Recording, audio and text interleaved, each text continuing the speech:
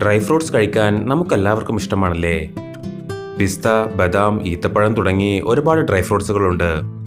നല്ല രുചി മാത്രമല്ല, ഒരുപാട് പോഷകഗുണങ്ങളും ഇവയിൽ അടങ്ങിയിരിക്കുന്നു. എന്നാൽ ഇവയൊക്കെ എങ്ങനെയാണ് ഉൽപ്പാദിപ്പിച്ച് നമ്മുടെ കൈകളിലെത്തുന്നത് എന്നറിയണ്ടേ? അതാണ് ഇന്ന് നമ്മൾ കാണാൻ പോകുന്നത്. അപ്പോൾ ഫൺ ആൻഡ് ഫാക്ട്സ് മലയാളത്തിൻ്റെ പുതിയൊരു വീഡിയോയിലേക്ക് എല്ലാ കൂട്ടുകാർക്കും സ്വാഗതം. ഈ ചാനൽ ആദ്യമായാണ് കാണുന്നതെങ്കിൽ സബ്സ്ക്രൈബ് ചെയ്യാൻ മറക്കല്ലേ. നമ്പർ 4. പിസ്ത. പിസ്താഷ്യോ അല്ലെങ്കിൽ പിസ്ത എന്നറിയപ്പെടുന്ന ഈ ഡ്രൈ ഫ്രൂട്ടിന്റെ ഉത്ഭവം സെൻട്രൽ ഏഷ്യയിലും മിഡിൽ ഈസ്റ്റ് രാജ്യങ്ങളിലുമായാണ്. വിത്ത് വിതച്ചോ ഗ്രാഫ്റ്റിംഗ് വഴിയോ ആണ് പിസ്ത മരങ്ങൾ നടാറുള്ളത്. 3 മുതൽ 3.5 മീറ്റർ വരെ അകലത്തിലാണ് പിസ്ത തൈകൾ നടുന്നത്. സാധാരണഗതിയിൽ 7 മുതൽ 10 വർഷം വരെ വേണ്ടിവരും നല്ല വിളവ് ലഭിച്ചു തുടങ്ങാൻ. എന്നാൽ പുതിയ സാങ്കേതികവിദ്യ ഉപയോഗിച്ച് 5 വർഷത്തിൽ തന്നെ വിളവെടുപ്പ് ആരംഭിക്കാം. പൂവിട്ട് പരാഗണം സംഭവിച്ചു കഴിഞ്ഞാൽ ഇതുപോലെ ചുവന്ന നിറത്തിലുള്ള ഫലങ്ങൾ കായ്ച്ചു തുടങ്ങും. കായകൾ പാകമായി കഴിഞ്ഞാൽ പിന്നെ വിളവെടുപ്പ് ആരംഭിക്കും.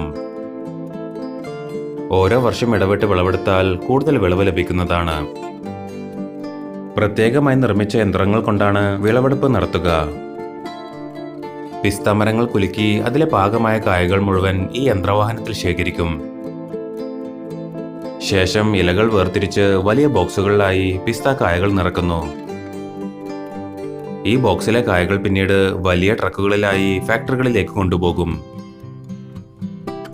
ഫാക്ടറിയിൽ എത്തിയ ശേഷം ഇതെല്ലാം ഒരു കൺവെയർ ബെൽറ്റിലൂടെ കടത്തിവിട്ട് വർക്കേഴ്സിന്റെ അടുത്ത് എത്തിക്കുന്നു. അവരവിടുന്ന് കേടുപാടുകളുള്ള കായകളെല്ലാം പരിശോധിച്ച് വേർതിരിച്ചെടുക്കും. അതിനുശേഷം പിസ്തകളെല്ലാം ഒരു മെഷീനിലൂടെ കടത്തിവിട്ട് തോടും പരിപ്പും സെപ്പറേറ്റ് ചെയ്തെടുക്കുന്നു. ഇങ്ങനെ വരുന്ന പിസ്ത പരിപ്പുകൾ വീണ്ടും പരിശോധിച്ച് ഉറപ്പുവരുത്തിയ ശേഷം പാക്കിംഗ് സെക്ഷനിലേക്ക് പോകും. അവിടുന്ന് വലിയ കവറുകളിലായി പാക്ക് ചെയ്ത് വിവിധ വിതരണ കമ്പനികളിലേക്ക് അയക്കുകയും ചെയ്യുന്നു. നമ്പർ 3. ഡേറ്റ്സ്. ഈത്തപ്പഴം അല്ലെങ്കിൽ ഈന്തപ്പഴം എന്നൊക്കെ വിളിക്കാറുള്ള ഈ ഡ്രൈ ഫ്രൂട്ടിന്റെ ഉത്ഭവം ആഫ്രിക്കയിലും മിഡിൽ ഈസ്റ്റിലുമുള്ള മരുഭൂമികളിലാണ്. നല്ല മധുരമുള്ളതും ഒരുപാട് പോഷകങ്ങൾ അടങ്ങിയതുമായ ഈത്തപ്പഴങ്ങൾ എങ്ങനെയാണ് ഉൽപ്പാദിപ്പിക്കുന്നത് എന്ന് നോക്കാം. ടിഷ്യൂ കൾച്ചറിലൂടെയാണ് ഇവയുടെ വിത്തുകൾ ഉൽപ്പാദിപ്പിക്കാറുള്ളത്.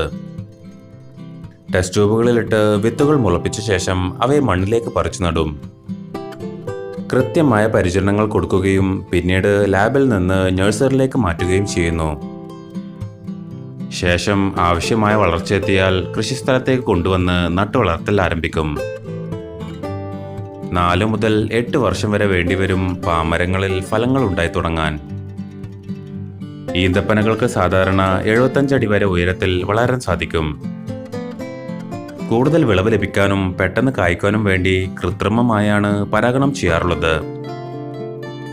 അതിനായി ആൺപൂമ്പൊടി ശേഖരിച്ച് ഒരു യന്ത്രത്തിന്റെ സഹായത്തോടെ അരച്ച് പേസ്റ്റ് രൂപത്തിലാക്കും. ശേഷം പ്രത്യേകം നിർമ്മിച്ച യന്ത്രവാഹനങ്ങളിൽ കൊണ്ടുപോയി എല്ലാ മരങ്ങളിലും തെളിക്കുന്നു. ഈന്തപ്പഴങ്ങൾ കായ്ച്ചു കഴിഞ്ഞാൽ എല്ലാ കുലകളും കവറുകൾ ഉപയോഗിച്ച് മൂടിവെക്കും. പിന്നീട് യന്ത്രങ്ങൾ കൊണ്ടുവന്ന് മരങ്ങൾ കുലുക്കി പാകമായ പഴങ്ങളെല്ലാം ഈ കവറുകളിലേക്ക് ചാടിക്കുന്നു. ശേഷം തൊഴിലാളികൾ കയറി ഇതെല്ലാം ശേഖരിച്ച് ഫാക്ടറിയിലേക്ക് കൊണ്ടുപോകും. ഫാക്ടറിയിൽ എത്തിക്കഴിഞ്ഞാൽ ഈന്തപ്പഴങ്ങളെല്ലാം വൃത്തിയായി പ്രോസസ് ചെയ്തെടുക്കുന്നു. പിന്നീട് ഇവയുടെ ക്വാളിറ്റി അനുസരിച്ച് വേർതിരിക്കുകയും തുടർന്ന് കേടുപാടുള്ളവ പരിശോധിക്കാൻ വർക്കേഴ്സിന്റെ അടുത്ത് എത്തിക്കുകയും ചെയ്യുന്നു. അവസാനം പാക്കിംഗ് സെക്ഷനിലെത്തി പാക്ക് ചെയ്തെടുത്താൽ നമ്മുടെ ഈത്തപ്പഴം റെഡിയായി.